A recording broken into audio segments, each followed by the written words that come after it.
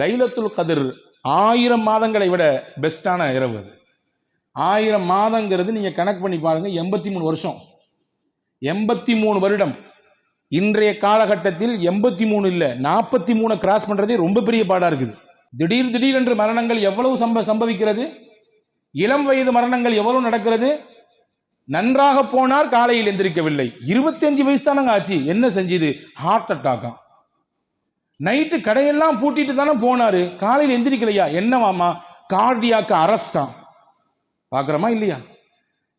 உலக வாழ்க்கை நிரந்தரமற்றது என்பதை நாம் நம்பி இருக்கிறோம். ஆனால் இன்றைய காலம் அதை அழுத்தமாக திரும்ப திரும்ப சொல்லுகிறது.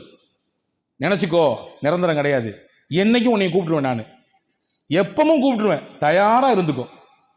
அப்போ இந்த குறுகிய காலத்திலே நமக்கு நிறைய அமல் வேண்டும், நிறைய சவாப் வேண்டும்.